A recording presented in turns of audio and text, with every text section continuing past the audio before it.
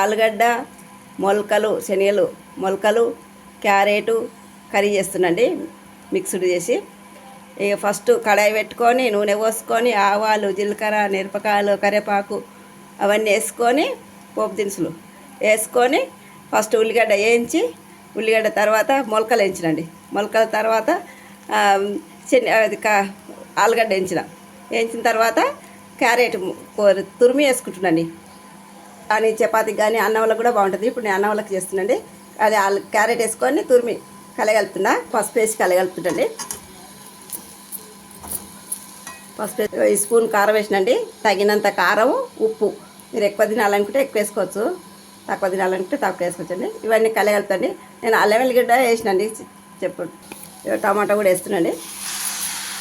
అన్ని మూత పెట్టినండి. కలగలిపి మూత పెట్టిన కర్రీ కొంచెం నీళ్ళు వస్తుందండి. అడగంటకుండా అన్నంలకు కాబట్టి మంచిగా ఉంటుందండి.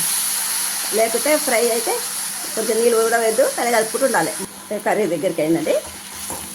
పొడి లేకుండా నీళ్ళు వచ్చినందుకు పొడి లేకుండా మెత్తగా అయింది అన్నంలో కదా. గరం మసాలా కలిసిన ధనియాల పొడి అండి. కలగలుపుకొని ఇది ఒక స్పూన్ వేసినండి. నీల్ మేకర్ వేయించి మిక్సీ పెట్టిన పొడి అండి. టేస్ట్ బాగుంటుంది. ఉప్పు తక్కువ వేసినా కొంచెం మళ్ళీ ఉప్పు వేసుకుంటుందండి. కూర రెడీ అయిందండి.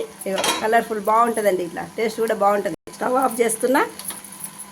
శనగలు మొలకలు ఆలుగడ్డ టమాటా క్యారెటు అన్నీ రెడీ అండి. చాలా బాగుంటుంది టేస్ట్. తిని చూస్తున్నాయి. ఉప్పు కారం కూడా మంచిగా సరిపోయిందండి. నేను చేసే విధానం చూపించిన లైక్ చేయండి, షేర్ చేయండి. చూసే వాళ్ళందరికీ థ్యాంక్స్ అండి.